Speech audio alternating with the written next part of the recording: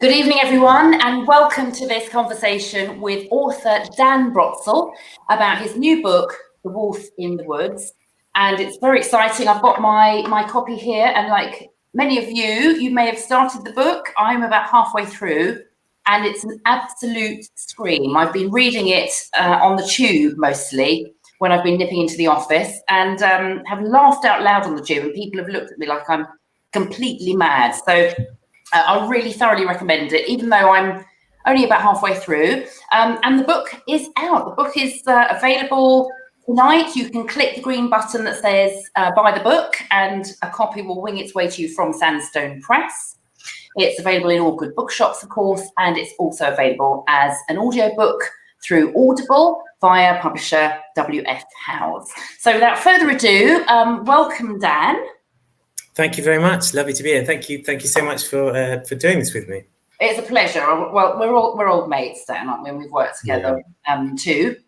For anyone who doesn't know Dan's work, it's actually your third book, isn't it, Dan? You've written a collection of short stories.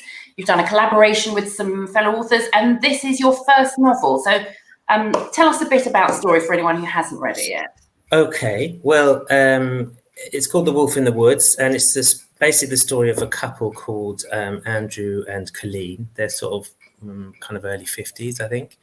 And basically they decide that they will go away for a week, stay in a cottage somewhere in the West Country. We're never quite sure where, but their marriage is in a bit of a crisis. They're not really getting on.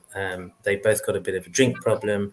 And we slowly realise that they've also got secrets that they are hiding from each other. So there's a lot of tension in the air, added to which it turns out that the place where they stay is in a cottage, which is next door to a big house where the owner or the owners of this little barn conversion live.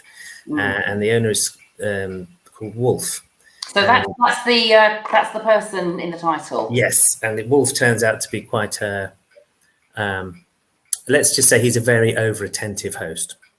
And, have you experienced such a thing yourself? Well, yeah. I mean, the original idea of the story came from a stay that I went on with my family, my sister actually as well. We were staying in a very similar place. I hasten to add that the couple who are our sort of landlords, they were lovely people, but they were just a bit kind of over-attentive, and we had this sense that they were kind of watching us coming and going, and they would see that, we didn't have the right footwear one day, so they'd come over with wellies, or the next day they'd say, I saw there was a chip in that mug. I don't think that was there yesterday. Or, they were always coming in and tweaking the broadband. And so, when you're on holiday, you kind of start to, you just have these sort of daydream chats, don't you? And we ended up sort of fantasizing this whole world where this couple who lived next door were kind of trolling us. And, there was some weird surveillance going on. So that was the situation of the novel. And that's the kind of the key things that it came from. And how long have you been working on the story? I think I wrote it in about a year I think I started back in sort of 2018. For me, I'm what they call a pantser. I tend to just start and plow on, and that's fine if you're writing shorter pieces. But if you're writing something longer, I find anyway that you need to have a bit of a framework or some sort of outlines because otherwise you run out of steam and you just kind of fall over and start doubting it all. And so I deliberately kind of made myself put together an outline and spent a lot of time working on that. And I had some of my pals in my writing group, particularly Martin and Alex, that I wrote Work in Progress with, and John as well, actually. We kind of brainstormed this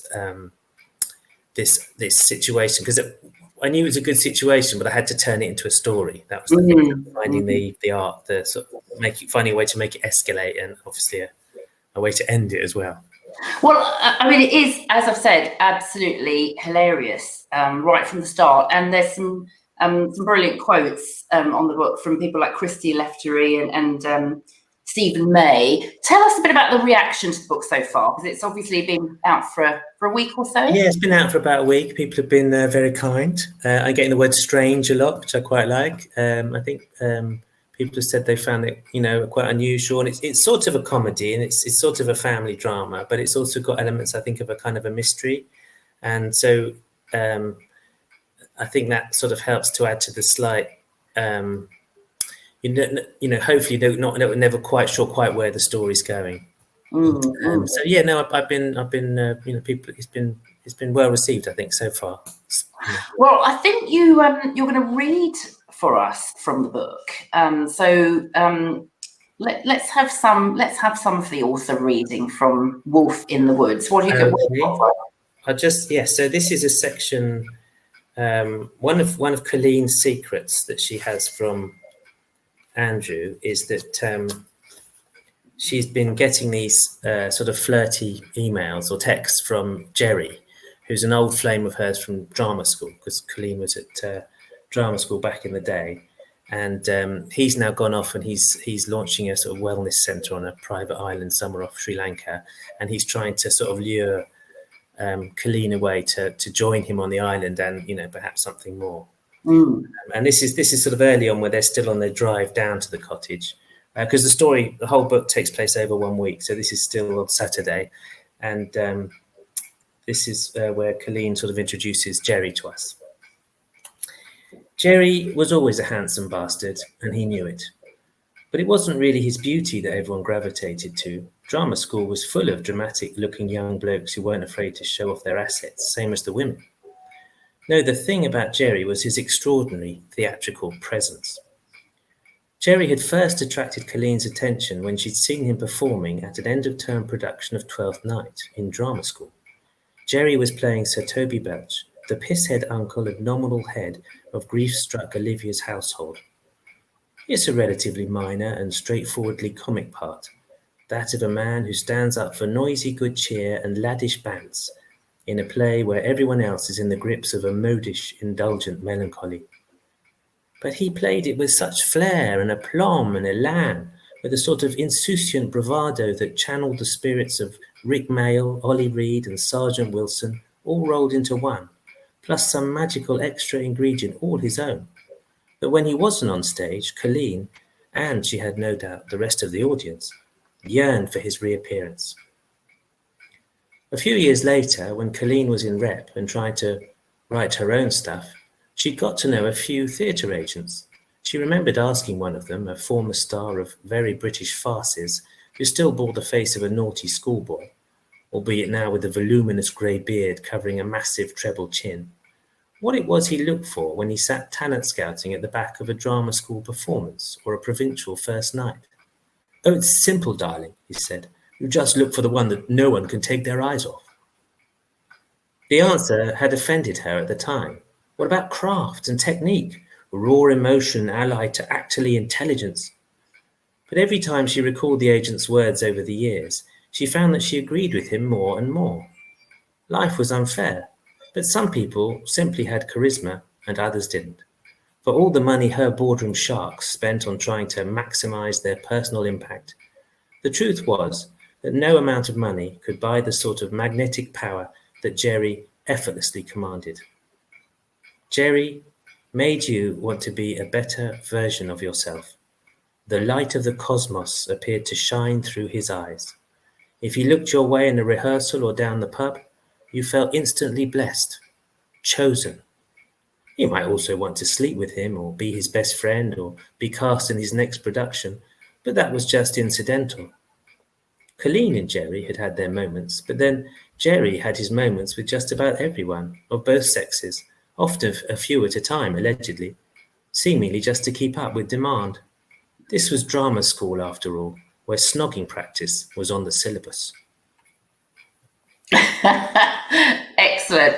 I mean, you really feel Jerry's charisma coming off the page, and I think many of us have met people like that, where we just think the light shines from them wherever they go in the room. Tell us about how you developed the characters. Well, I have a friend who is a bit like Colleen in the sense he used to be an actor.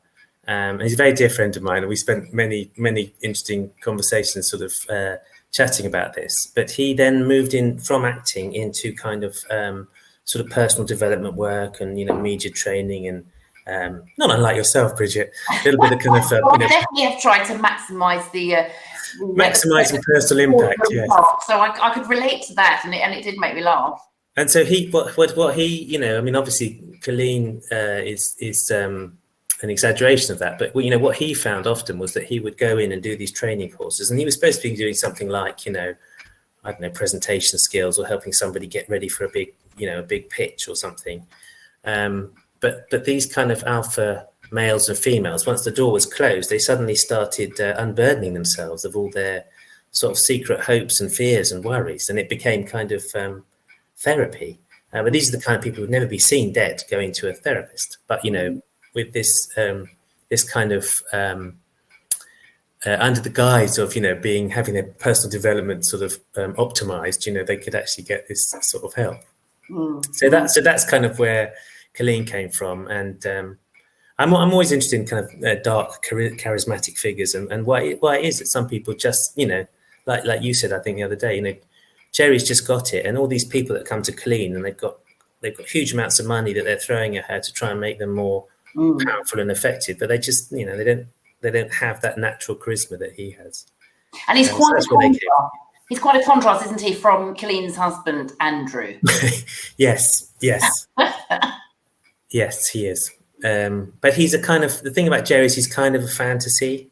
So I think we're never quite sure whether Colleen is really serious about Jerry's overtures, or whether you know, it's just a sort of way for her to sort of escape, you know, the kind of the humdrum realities of her marriage, or not humdrum, but the kind of tensions and the, you know, hard work of being in a marriage that's not going very well. And of course, who wouldn't want to be on some, you know, Sri Lankan resort with the waves lapping on the beach, and escaping from kind of everyday life. Tell us a bit about the themes that you've developed through the book. What would you say the key ones are? I think I was really. I read a book called, I think, what's it called? Midwinter Break by Bernard McClaverty, which is an absolutely wonderful book. And it just tells the story of a couple. It's a very different book, but it tells the story of a couple who just go away for a weekend, and they've been married for a very long time, and they have lots of problems. But just over the course of this 48 hours, you learn the whole story of their marriage, of their relationship. And it was brilliant. It was really an eye-opener to me that you could sort of tell a whole story, you know, tell a whole story of a whole relationship through a very constrained piece of time. So I think it's about relationships, and Andrew and Colleen's relationship is very imperfect, but it's sort of real, you know, whereas obviously what Jerry's offering is very unreal. And I think it's also about I think one of the things in the book is cowardice, actually, because you know, as it says in The Lion King, you know, only someone who knows true fear can really be brave. And Andrew's a deeply fearful person, you know, and cowardice is funny as well. I think there's not much humor. I mean, courage is obviously a fantastic quality. There's not a lot of humor in someone who's courageous, but there's quite a lot of humor in somebody who's struggling to be, you know, who just naturally wants to run away from everything. And Andrew is somebody who is kind of afraid of reality. And, you know, he retreats into books and wordy things and all his kind of linguistic pedantry and his cryptic crosswords, and kind of anything but face what's really happening, or, you know, have to sort of deal with the confrontation. So but this is obviously a week where reality catches up with Andrew in various... In a big way. We're not having any spoiler alerts, so you're not going to give too much away. Obviously, we're going to read the book and find out. But yes, thank you. You're tantalising us with the intrigue of what happens. Tell us how this book, Wolf in the Woods, fits in with the other books you've written. Is it, you know, is there a common thread there? What's your approach? I think. I suppose I generally tend to write in quite a sort of funny, sad, funny, dark sort of vein. I like that kind of Fleabag type humour, and I like the fact there's so much wonderful, you know, TV and books around now where you can have comedy and tragedy slapping up side by side, which is what life is like. You know, people make jokes at funerals, you know, because that's how you cope with the funeral. You know, it's kind of laughter in the dark, that sort of idea. So I think that's kind of a thread Perhaps less so with Work in Progress, because the three of us, I think, came up with something that was a bit more farcical and more, a bit more fun in a way, because it was more of a celebration of our friendship in a way. But certainly, I feel like there's a lot of affinity between the stories in Hotel du Jack and Wolf. In fact, it almost feels like, I think Alex said that, Wolf in the Woods is a bit like one of my stories, but written at kind of novel length sort of thing. Yes. Excellent. Well, we're getting questions now from the people joining us, and if you haven't sent a question through, we are going to take questions in a little while. So please do send some through. I think we probably could go for another reading. Actually. Another reading, okay. Yeah. Please delight us with another excerpt. I think you'll particularly like this one, Bridget. It's a very romantic section, and it's called Anal Tearing. And we're still on the way down, so this is still Saturday. So even just getting to the cottage is a bit of a performance for these two. But at this point in the story, they've stopped at a service station, and Andrew is headed to the loos, and there's something very distinctive about male service station loos, which I wanted to celebrate. As Andrew tinkled away unconvincingly into a small cluster of wee-drenched little cubes, he examined the poster before his eyes. It bore a picture of 3 men in a row, each naked except for a bush hat covering their genitals. 2 of the men had to hold on to their hats, but the third, significantly, Andrew noted, neither the youngest nor the buffest, was standing proud with both hands behind his head. The headline, "Guess who's used our online doctor?" Get it? His enormous stalk was obviously doing the heavy lifting. Andrew looked around for more messages. On the same theme, he found, "Go online, it's not hard." He also found, "Pain in the arse? Repair your tear." And "Having a drink could cost more than you think." And "It's what you'd call a van's van." Andrew loved the blokish intimacy of service station loos, which had a gratifyingly direct way of talking to men, entre nous fellas, about the stuff that really matters. Stuff that men don't get much of a chance to discuss elsewhere, like anal fissures, alcoholism, and erectile dysfunction. Everything gets the toilet treatment, whether it's your mobile package, a steady stream of talk and text, or a global humanitarian crisis. Flush poverty away. Death. Vans. My bum hurts. I can't get it up. How much data do you get with that? All man life is here, all the big questions. And there's no need to be worried about any of it, lads, because there's a toilet pun for everything. No need to worry about squat. I wonder if anyone of the male persuasion is wincing at all, or just laughing at loud, having seen those exact ads, those kinds of ads in service station loos. You get your inspiration from everywhere. Yeah, definitely. I'm sort of I tend to. I'm not very good at making things up, so I can sort of, if I've got a core of something, like so I overhear something, then I can kind of riff on that. But I sort of tend to need something that's rooted in the real, as it were, something I've seen or heard, or and then I can kind of make it out from there. And a lot of my story is a mishmash of lots of real things, or sort of real things that get all kind of jumbled together. Well, we've got a question here, and I think it's time for some questions. And I'm not sure who it's from, but they say, how is it that you get to the core of people's vulnerability without being sentimental? Wow. That's a real skill, actually, Dan. That's from Mary and Bren, my dear friends. That's obviously a really hard question. He's done that on purpose.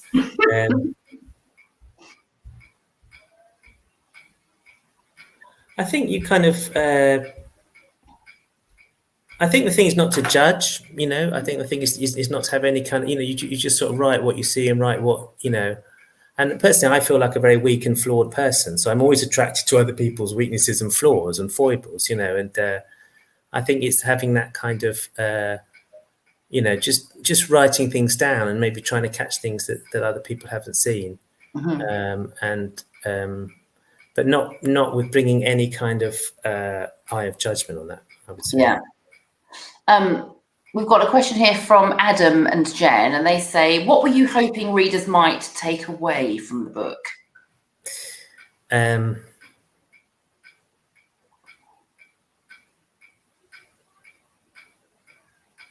think I really wanted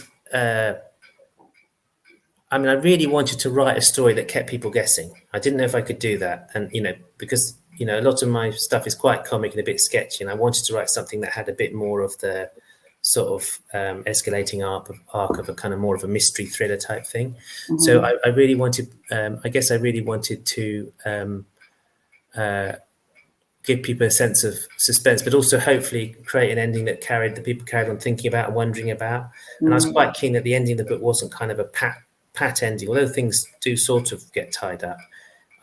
In my mind, the ending of the book the ending of the story actually happens beyond the end of the book, if you see what I mean. So it's up to you to kind of almost decide or choose where you think it might go. Yeah. This is a good question from Alex. Alex Wolf says, who do you identify with most, Andrew or Colleen? Interestingly, not Jerry. Andrew or Colleen? Yeah, how insulting. I'm obviously pure Jerry. Alex is really very hurtful. I must take that out with him later. I think Andrew, definitely. Andrew, he's got, especially all the kind of wordy stuff and all his kind of grammar splaining and his kind of and his kind of, I think he says somewhere that books are more real to him than real life, and I was always a bit like that, and I certainly have friends like that. I mean, I had a friend at college who he famously once said that he thought that Yeats, the poet, understood him better than any person alive. And I think Andrew's a bit like that. I think books are more real than reality to him. Let's step away from the book just for a minute and talk about you, Dan. What are you reading at the moment? What kind of tell us what books you're reading. Who do you find funny? Because you obviously are really talented at getting the humour onto the page. But what makes you laugh, and where are you reading that? I like things that have that quite funny dark quality. There's a writer I love called Binny Kirschenbaum, and she's written, again, these stories are her stories are very funny, but also there's lots of kind of sadness and difficult things in there as well. And there's one of her novels, I think one of her most recent ones, called Rabbits for Food, and it's the story of a writer with a funny name, not unlike Binny, who has a breakdown, and she's an award-winning writer who ends up kind of going into a kind of writing class in rehab. And so it's quite ironic that there's the teachers trying to fix this person who's through these very kind of basic writing exercises, but in real life is actually this very talented writer. And that's quite funny, but actually rather than play that for sort of in an ironic way, she actually ends up getting kind of a great deal out of the experience. So that, again, that thing of being very, very funny, quite dark, but sort of quite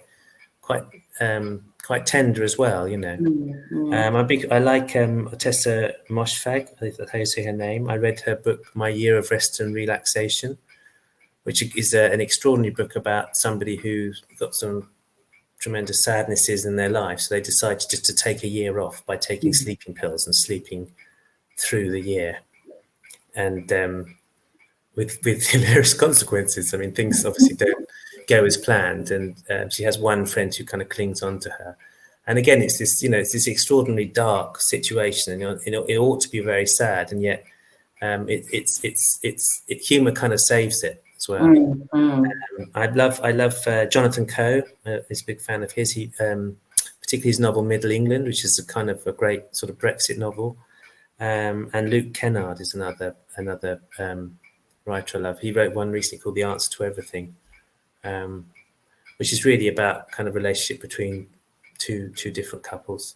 So lots of things. I mean, one of my all-time favorite books is Who Moved My Blackberry by Lucy Kellaway, which is a kind of an office satire, and it was written about must be about 20 years ago now, and it's in the form of email, so which I obviously really enjoy, because our book Work in Progress is emails as well. And, I'm writing all these suggestions down, by the way. I mean, I've got to read all of these. I just wonder whether, you know, we're in a time that's been very sad for so many people. You mentioned Fleabag earlier, but also just maybe it's the zeitgeist at the moment that people want to explore those sad things that are happening, and can accept that there is a funny side. And you know, your book is very timely in that sense. You know, it's a sad time, but you know, there's funny in everything. Yeah, absolutely. And I think, you know, humor is a very serious thing. It's, you know, people who are humorless are, you know, worrying.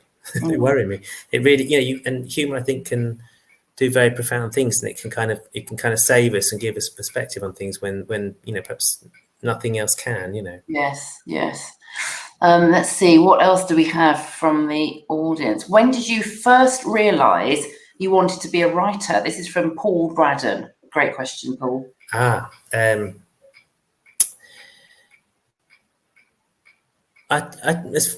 pretty much as I can remember, really. I remember being in like third year of secondary school, and I used to write these sort of stories. I was always trying to kind of get my English teacher to sort of notice my stories. And her name was Mrs. Perber. She was a wonderful teacher, and she said, Mrs. Perber, her name was. Mrs. Pervert for a minute. Yeah, it was quite a score. No, Mrs. Perber, and she said she referred to me as a budding writer, and it's just you know, I didn't know I could be that, you know. And I remember that moment. It's like, wow, I could be that. I could be a budding writer, you know. And yeah, and I think also what the reason I love to write is that I love to read, and I just love that experience of immersing yourself in a world, and just sort of being swept along, and just, you know, kind of you see reality more really after you've read something, and I just wanted to think, could I be on the other side of that? Could I be the writer who, you know, someone else reads, maybe? I think it was your friends who asked you, how do you get to the vulnerability without being sentimental, which was a hard question, but a great one. My one is, when you're writing something that's funny, are you writing something that makes you laugh, or do you test it out on friends and family and say, how funny is this? Do you know when you're writing it and think that is really funny because it makes you laugh, or do you have someone in mind you think, God, it would so make this person laugh? I think really funny people, not necessarily that I'm one of them, but really funny people, they take an emotional risk and they just think of something and they say it. And so often when they hear it, they're hearing it for the first time as well, because they're just allowing it to kind of come out without thinking, should I say that? Would that upset somebody? And sometimes that doesn't work, and you get that dreadful tumbleweed thing. But the reason I think we laugh is because we have at some level a sense of an appreciation of the risk that person has taken. And when people say things that bubble up to them unconscious like that, they're often saying things that other people are thinking but didn't dare say. Yes. So I think a lot of funniness comes from that. And so often I write like that. I tend to write in scenes. I'm very bad at structure, but I think, right, okay, at the end of this scene, I've got to finish with the revelation that, you know, so and so is in love with so and so, and then I just start, and then I just see where it comes out. That's one of the things I really liked about reading the book, which it was very hard to put down, but it is episodic. Or there are scenes that, you know, from one scene to the next, which did remind me of your first book, Hotel du Jacques, actually. Yes, yeah. And that's certainly your really recognisable style and structure. There's a question here from Robbie Pointer. That guy. Before you grown, he says, "Hi Dan, always enjoy your work, and in my opinion, this is your best yet." Robbie, I agree, having read the other books by Dan Brotzel. Never know where your stories are heading, but you're such a good writer. I really don't care. Pages fly by, constant nodding and laughing out loud. I absolutely loved it. A couple of questions for you. what a character Wolf is. Who or what was the inspiration behind him? So that's the first question. Answer that, and then I'll give you Robbie's second question.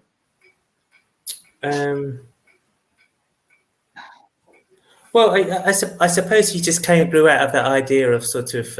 I knew that once I had the couple in that cottage, they had to be put under pressure, and then, in a way, I had sort of a bit kind of I made up Wolf a bit as I went along, but I knew he had to be odd, and I knew he had to do strange things.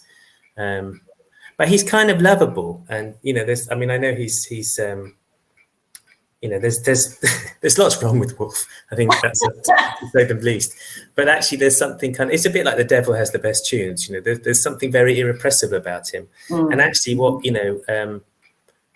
he's quite an ambiguous sort of baddie. I think I don't want to give too much away, but he's not without humanity. I think he's mad as well, obviously.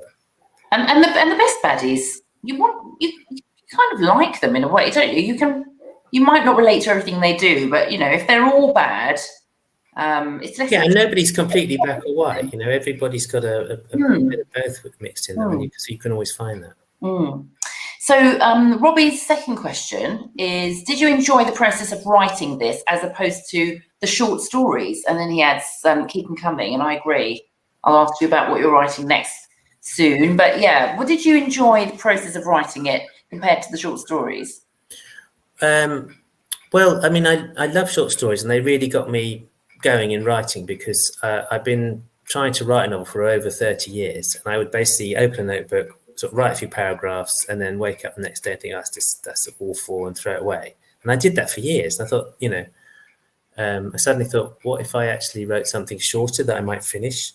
And then I started discovering that this whole world of short stories and these wonderful magazines on the web, and there's a brilliant community of kind of short fiction writers on Twitter and things. And then the first things I wrote were 300 words, 400 words, flash fiction, if you like. And then the more I did it, suddenly the stories were 1,500, 2,000 words. And then the stories after that suddenly were getting a bit more complicated and a bit more, the structures getting more complex and so on. So I really, what short stories did for me was help me build up my writing muscles, as it were, to be able to get the stamina to write a novel. But having written a novel, I think there's something wonderful about getting stuck into a world that you come back to again and again. So I'm at the moment, I've just completed, I'm just putting together a second collection of stories. So that's almost done. Exciting. I was about to ask you what we're going to see next. So tell us about what's next. They're just sort of more of the same. I think they're a bit darker than the first. I think the Hotel du Jack, there's a lot of stories in there about kind of dads who are a bit crap at childcare, things like that, deeply unautobiographical things, the kind of office stories, and there's a few darker ones, but I think this one there's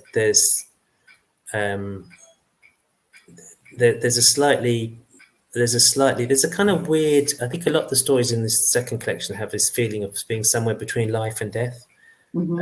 There's still some of that older office style one in there as well, but it's a slightly different feel.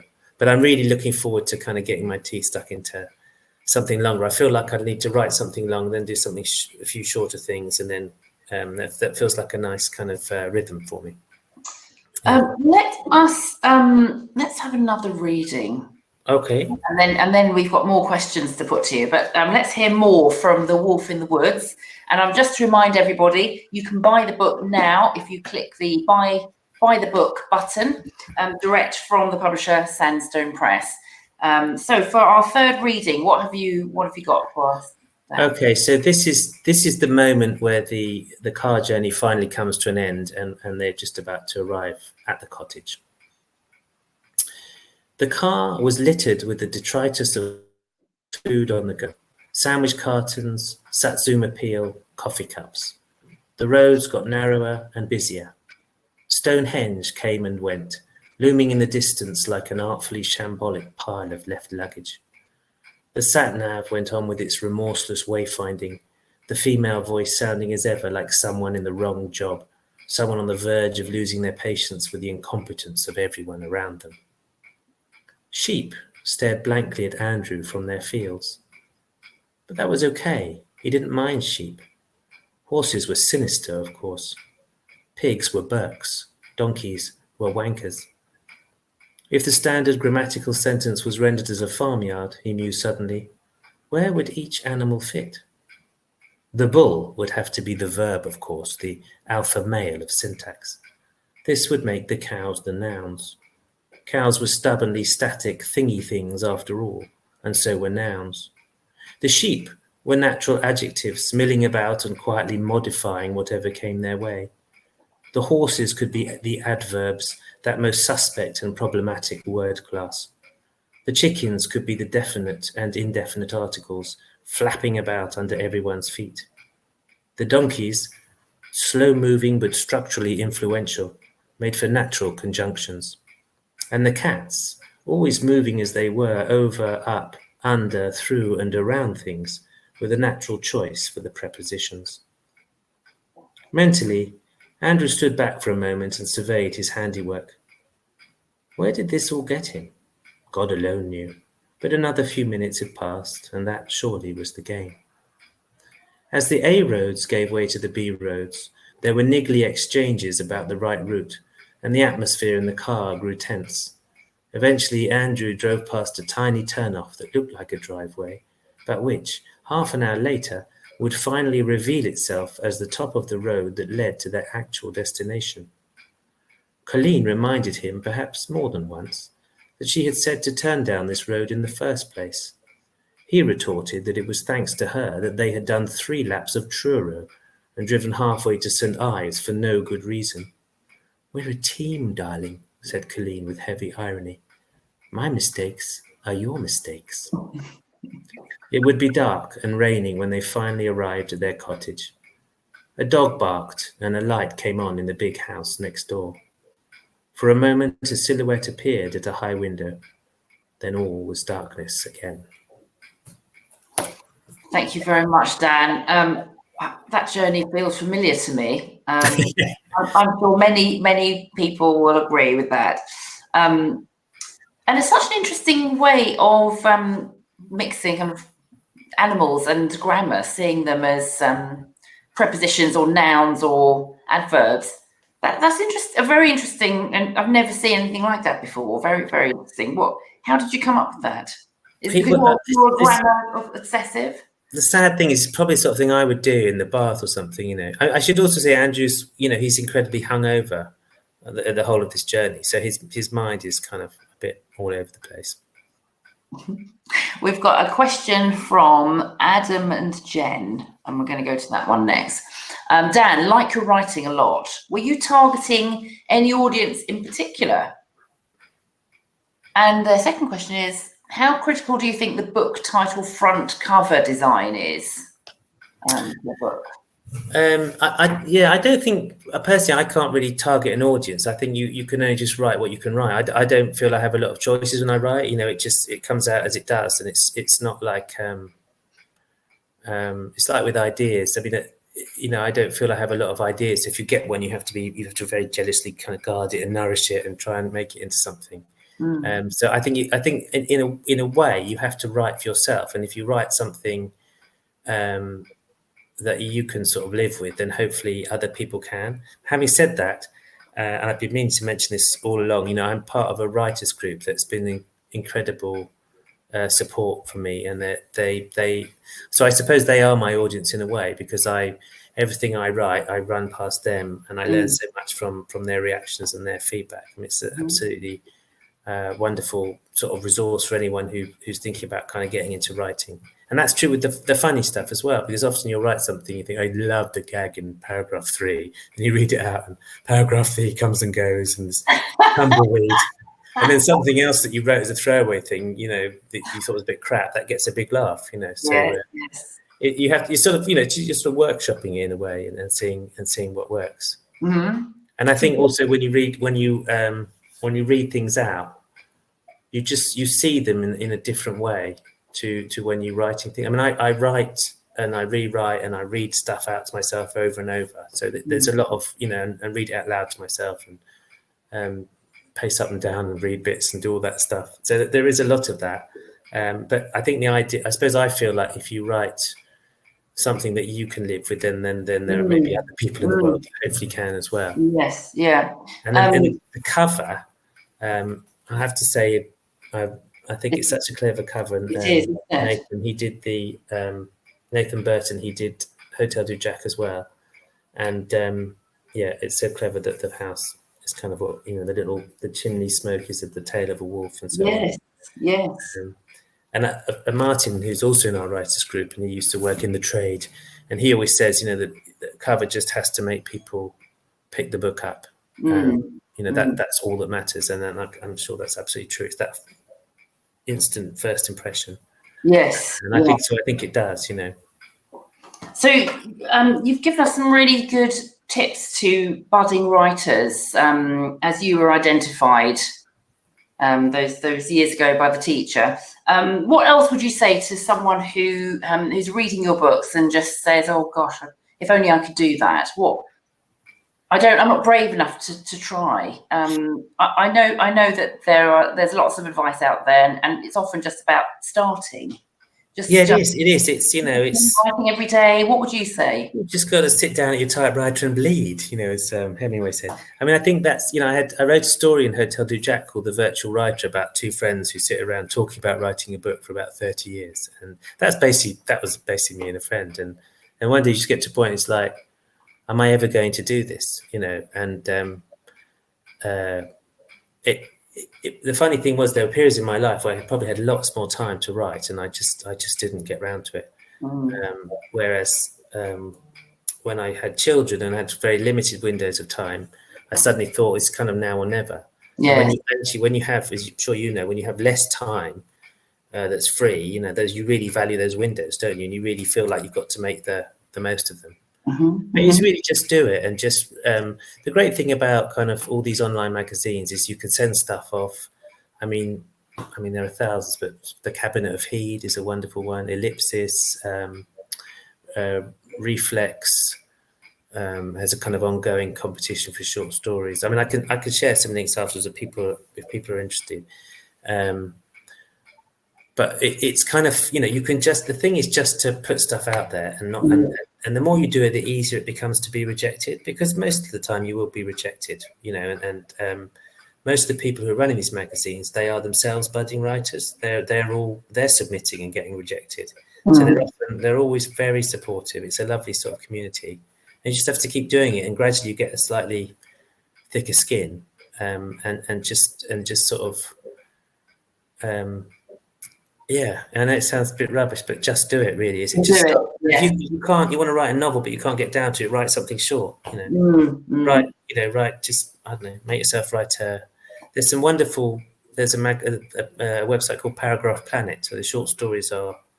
They're stories that are paragraph long. There are drabbles, which are 50-word stories. So you can write very short things. Give yourself a deadline. Find a competition you want to enter. With the theme that you like, and then, again, that's a great way to get you off the ground, because deadlines always kind of concentrate the mind, don't they? Indeed, they do. I mean, as a journalist, I know what you mean. Thank you very much, Dan. Just before we go, and we're almost at the end of our conversation today, you said that you're writing another collection of short stories. Yes. You've obviously must have another novel in you, though. So are you going to write your short stories and then start another novel? Would you ever write any more stories involving Jerry, Andrew, or Colleen, or have you got some other exciting ideas that you want to explore? I quite like, now you mention it, I quite like the idea of a Jerry spin-off. I could see there being a Jerry spin-off. I like that idea very much. But there's I've got an idea out for a kind of sort of memoir, a non-fiction memoir type thing, which I'd be very excited to write if that comes off. And then I would really like to write another novel. I've got an idea at the moment about a man who is married to a spiritualist, and she's sort of two-timing him with an earlier husband who's passed over to spirit. I might play it for laughs. I don't know. I haven't really. That's as far as I've got. So, yeah, got any feedback. I mean, whatever you write, I will want to read it. I mean, there are some amazing comments here, which I have to read to you. So you'll just have to try and bear all the lovely comments. And I'm actually going to put my glasses on to make sure I read them all perfectly. Your reading tonight has been hugely appreciated. Brilliant reading, Dan. We've got. Love the humour in your books, and so funny, hilarious, very funny and very deep. And that's true, actually. There are some very touching moments that halfway in I'm still thinking about, actually. Certain comments by the characters were very deep, actually. That's a great observation here. Great reading, brilliant observation. Dan, you are amazing. And what else do we have? All these trolls, it's unbearable. They're terrible. I'll never think about grammar the same way again, said Paul Braddon. I should say Paul is the author of a book called The Actuality, which is kind of Humans Meets Jane Eyre. I hope you won't mind me saying that. It's a wonderful book. Thank you very much. Well, it's all just a massive love-in for you, Dan. Congratulations on what is a superbly funny book. I really want to get to the end of it, but I really don't. I don't want it to end. That's my dilemma. Tell us about that lovely bookmark you've got there. This is, thank you, Dan. This is my niece Abigail made this resin bookmark, and I told her that I was going to use it in this book, and I was interviewing the author, and she was very excited. She's 14, and thank you, Dan. That lovely. No, it's a pleasure. Maybe don't let her read Wolf in the Woods yet. But congratulations on the book, and just a reminder to everybody that you can buy it right now on by clicking the green button. You can buy it, of course, in your local bookshop. It's available as an audiobook on Audible, published by WF House. And a quick mention that you can keep up with all Dan's news on his website, which is danbrotzel.com. And you can also, on the website, you can sign up for his newsletter, which you must do as soon as possible. So it's a very occasional newsletter. I promise not to spam people. But you might hear first about the collection of short stories, or indeed the man that's married to the spiritualist, who's two times him. So I'm certainly going to sign up so I can be first on that story. Dan, it's been a pleasure to chat to you. Thank you so much for answering all those questions. And, thank you so much. It's been wonderful. It's been a real pleasure doing this with you, Bridget. And can I also say thank you to Nicola and Keris behind the scenes, who basically put all this together for us. And I know Keris is about to go off and meet her parents that she hasn't seen for a very long time. So I hope she has a wonderful evening with them. Thank you, Dan. And thank you to everybody who joined today and sent questions. Yes, thank you, everybody. Yeah, great to have you there. Lovely comments and excellent questions. So, yeah, keep writing, Dan.